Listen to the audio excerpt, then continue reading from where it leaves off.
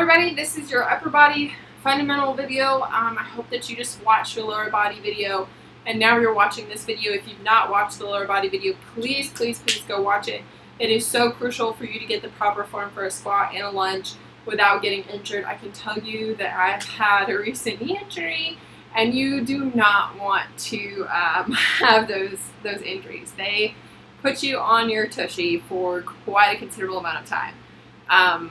So make sure you're doing all of that correctly. Make sure you're doing the proper form for you not to have the injury, for you not to need any type of extension of rehab.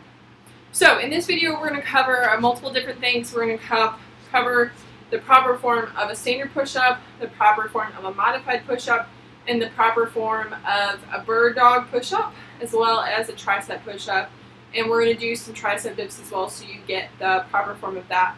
I'm also going to give you the proper form of a plank and modified plank movements, so that way you are seeing what an actual plank should look like and a modified plank as well. So hopefully I'm giving you all the modifications for you to be able to know how to do them on your own terms. I understand that not everyone can or will do all of these movements to the full extent, but I hope that you build your way up to that. So proper form of a standard push-up is for you to be on your toes and your arms. So what I'm going to do is I'm going to stretch out. I'm going to give you this version so you see this side of it, and then I'm going to also turn to the side so you can get the side angle of the standard push-up. So you're going to put your hands directly underneath your shoulders, and then I'm going to put my feet back on my toes. If it helps you at any point to grip, you can certainly put your feet against the wall, but you should be fine in shoes. Barefoot is a little more difficult, but it's completely up to you. I also use my yoga mat, as I mentioned in the video earlier, because I have to have some sort of substance for me to put my hands and my feet on. It just helps me specifically with grip whenever I'm on upper body movements. So, hands underneath shoulders. I'm going to put my feet back like I'm going into a plank. You really want to make sure that your hands are directly underneath your shoulders, and you also want to make sure that you are shoulder width distance. If you go any narrow, that's a narrow push-up. Those are hard.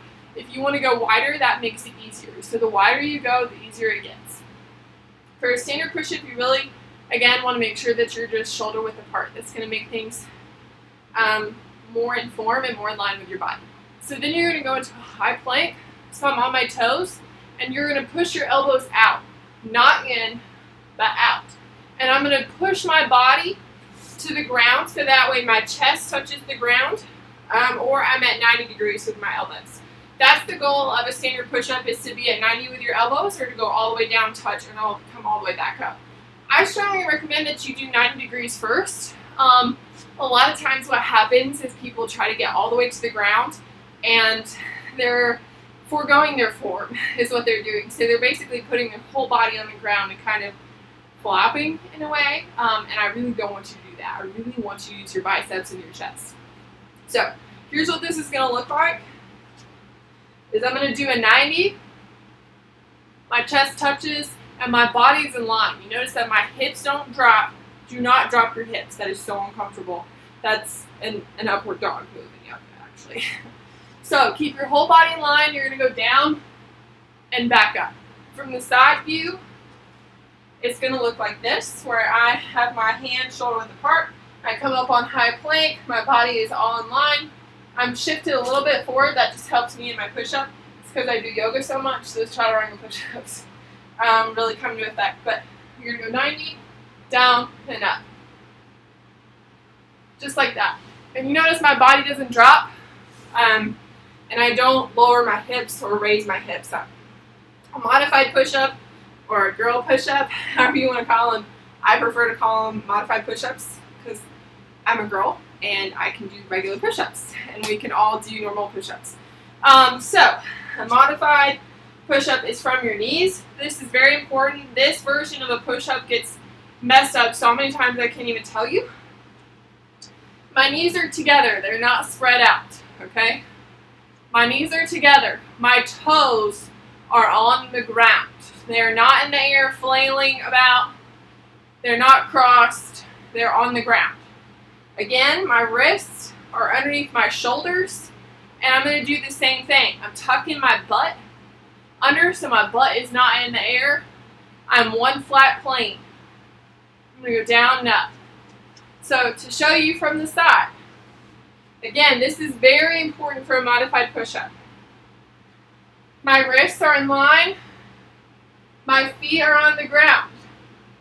I am tucked. You can see my line of body right here is tucked. Okay? My wrists are in line with my shoulders, and I'm going to drop my arms, not my body, but I'm going to drop my arms down and back up. You see my body does not move. It is strictly my arms going at 90. Just like that. If you want to put your feet in the air, I don't recommend it. It throws you off balance, and you don't want that. Okay?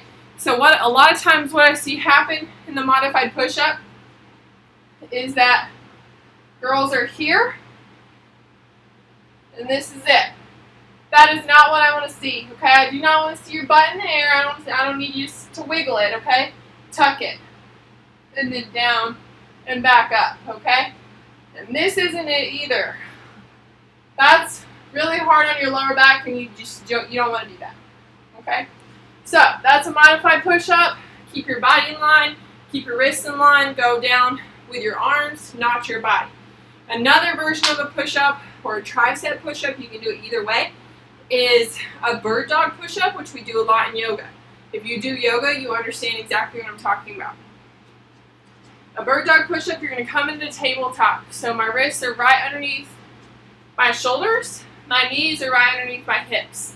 I am going to, if you want, you don't have to. I'm going to extend my leg out, which I can't do because my wall is right here.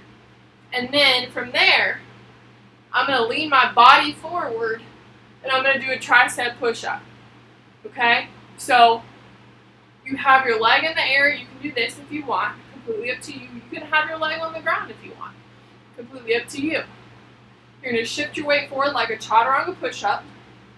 You're going to tuck your elbows in, which is the whole point of a chaturanga push-up, is tricep push-ups right here. Tuck your elbows in and go down and up. Okay, so that's kind of a modified version of a tricep push-up. If you want to kind of make it more challenging and challenge your balance, you can lift your leg up and move forward and then go. So you have the counterbalance of your leg moving with you. That's a bird dog push-up. You can certainly do it 90, or you can do tricep push-ups.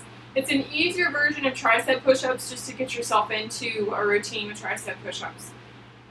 Otherwise, you can do tricep push-ups just like we did a second ago, except instead of going 90, you're going to tuck your elbows into your ribs. So a modified tricep push-up looks just like that. So I have my elbows tucked next to my ribs, and I'm going down and up. Another version of a tricep push-up is for you to put yourself all the way on the ground, just like this.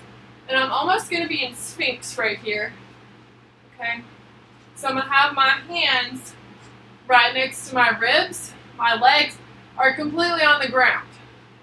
I'm going to lift using only my triceps. Only my triceps. I'm going to lift up. I'm not locking my elbows. I'm going to come back down slowly. I'm not going to touch. And I'm going to engage my triceps the whole time. You go slow. That's the whole point of this exercise, is to continue to put tension on your triceps. I promise you, if you are doing those correctly, those will hurt. They will hurt really bad. In a good way. No bad ways. So those are your versions of push-ups and those are your versions of triceps. You should work both. Biceps are often way outworked, and you often forget about your triceps. And I like to tell people, if you don't work your triceps and you hold your arm up, it's the flabby piece of your arm that's going to flap in the wind if you don't work your triceps. So don't do that. Anytime you work your biceps, you should always work your triceps. Now, tricep dips are a little different. I always see them in different forms, different occasions. I want to make sure you have the correct form, or you're going to hurt your shoulders, hurt your chest, hurt your biceps. Not good. So, a tricep dip can be done in several different ways. It can be tabletop, I'll show you from the side. So my hands are going to be directly underneath my shoulders. My feet are going to be out just like this. I'm going to lift my butt in the air. Now I can see that my triceps and my wrists are not in line. So I need to adjust my body. You see how I just did that? You just move your body one way or another. This is going to be easier if you try and do it this way, but it's going to hurt your shoulders. Don't do that. So make sure we're all in one line right here. You're lifted up. All I'm going to do is move my tricep back and up. Back and up. Just like that. That's all that's moving on my body is my triceps.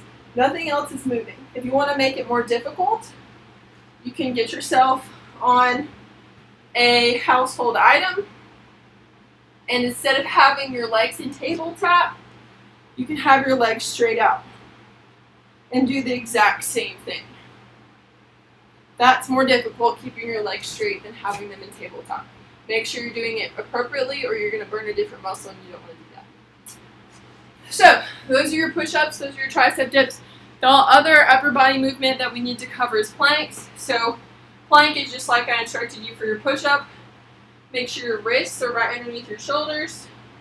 Toes are back together. And this is a high plank, okay? It looks just like this. A modified version is simply being on your knees. This is a modified version of a plank, perfectly acceptable. If we want to go into low plank, simply just go onto your elbows. Make sure your elbows are right underneath your shoulders. You can clasp your hands, keep them down here. If you want to flip them up for an extra challenge, perfectly acceptable. If you need the modified version, just put your knees on the ground. So those are your plank options. If you like plank exercises, I certainly have multiple plank exercises that you can do. In terms of working your abs, plank is very good core work, helps stabilize your whole body and build strength. So I do highly recommend them in terms of upper body exercises. Those are the vast majority of upper body, simple body weight movements for this course. If you have any questions about other exercises, please let me know. You'll notice that I did not demonstrate a sit-up. Sit-ups are so bad for your back, and they really don't engage your core as much as people perceive them to. So a lot of times, exercises that I recommend for ab work and building strength in your back and your abs is not crunch related at all. They're more dynamic movements like plank work, Pilates core, and engaging your core in different ways that you're working more than one muscle at a time. So that is your upper body fundamental video. And again, if you have any questions, please let me know. If you didn't check out the lower body video, please go check that out.